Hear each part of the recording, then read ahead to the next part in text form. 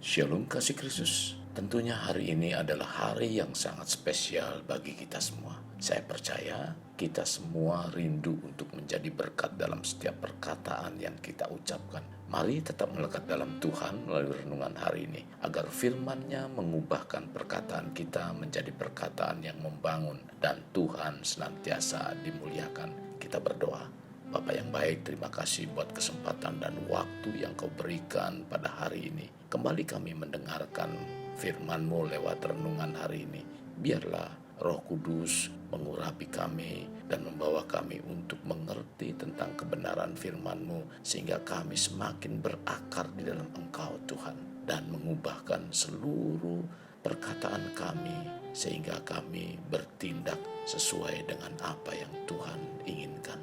Ini yang menjadi satu kerinduan kami Tuhan. Nama Tuhan dipermuliakan. Dalam nama Tuhan Yesus kami berdoa. Amin. Melekat dalam Tuhan bertema perkataan yang membangun. Terdapat dalam Efesus pasal yang keempat ayat 29. Demikian firman Tuhan. Janganlah ada perkataan kotor keluar dari mulutmu, tetapi pakailah perkataan yang baik untuk membangun di mana perlu, supaya mereka yang mendengarnya beroleh kasih karunia. Sebagai orang tua, kita dapat secara mendalam mempengaruhi arah kehidupan anak-anak kita dengan kata-kata yang kita ucapkan kepada mereka. Demikian juga para suami dan para istri dapat menerapkan arah bagi seluruh keluarga. Dengan kata lain, kita mempunyai kesanggupan untuk menolong, membentuk, dan mengukir masa depan siapapun yang kita pengaruhi. Perkataan kita pun dapat menjadi racun bagi orang lain. Jadi, perkataan kita dapat menghancurkan, dapat juga membangun. Dengan kesadaran bahwa setiap ucapan atau perkataan yang kita sampaikan begitu vital, mari kita berusaha belajar bagaimana harus berbicara dan berkomunikasi. Karena dengan upaya untuk memperbaiki dan memperhalus setiap perkataan berarti kita menginginkan suatu ucapan yang baik. Menyampaikan ucapan untuk berkomunikasi dalam bahasa Jawa ada tingkatan yang digunakan di masyarakat, di mana tingkatan bahasa tersebut salah satunya bertujuan agar setiap ucapan yang keluar mencerminkan tingkat sosial, pendidikan, dan keluhuran budi. Semakin berbudi luhur, maka kita tidak akan mau menggunakan bahasa yang tingkatannya rendah dan kasar. Mungkin dari sudut permukaan, seseorang dapat mengungkapkan pikirannya dengan tingkatan bahasa yang halus dan sopan. Tetapi tidak berarti dia telah memiliki alasan yang luhur dan hati yang berbudi. Jadi apa yang kita ucapkan sesungguhnya ada sumbernya. Dalam hal ini, Tuhan Yesus tahu persis mana yang menjadi pokok utama dari setiap perkataan yang diucapkannya, karena semua itu bersumber dari hati manusia. Karena apa yang keluar dari hati kita dalam bentuk pikiran, perkataan, dan perbuatan mencerminkan kualitas iman yang otentik kepada Allah. Seringkali kita tidak sadar bahwa semua ucapan yang dilontarkan dapat membawa dampak, dan itu bisa menjadi sangat berbahaya dan mematikan nilai-nilai kehidupan. Maka dari perkataan kita, biarlah suatu perkataan yang membangun. Kegagalan kita untuk melakukan perkataan yang membangun karena sikap egois, merasa diri paling benar, dan suka mengadili sesama. Sehingga kita cenderung untuk terlalu cepat bereaksi saat orang lain mengungkapkan hal-hal yang tidak sesuai dengan pola pikir atau paradigma yang kita anut.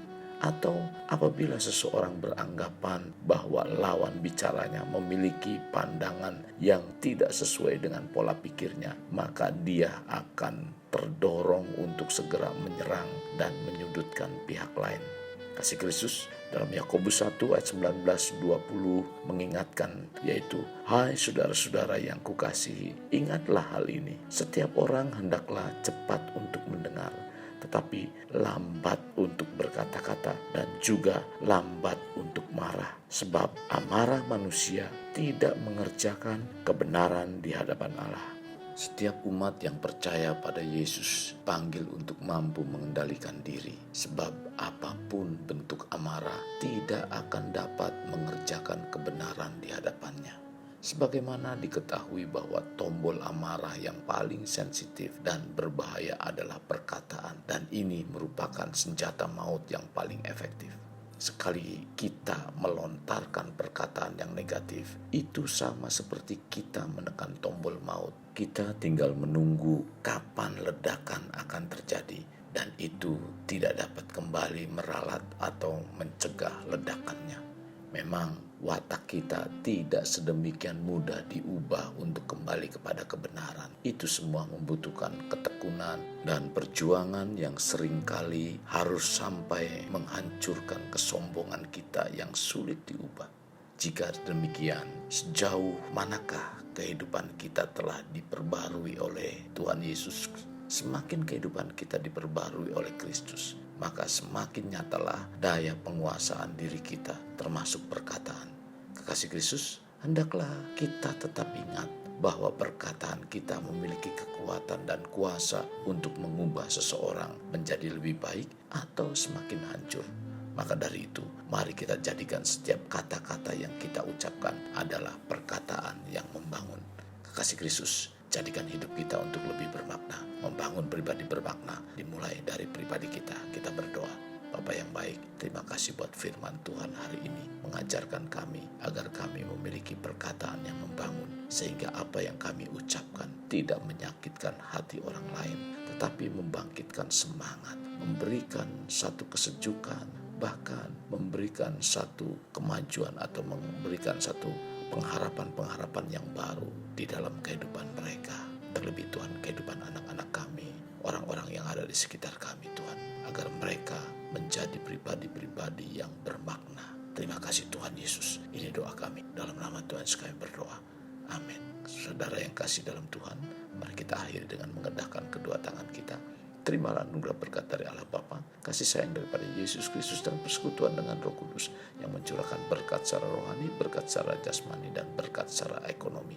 Di mana berkat Abraham, berkat Ishak, berkat Yakub dicurahkan dan dilimpahkan dari saat sekarang sampai Maranatha tiba. Dalam nama Tuhan Yesus. Amin. Sampai jumpa di renungan berikutnya. Tuhan Yesus memberkati. Jangan lupa like, share, dan subscribe.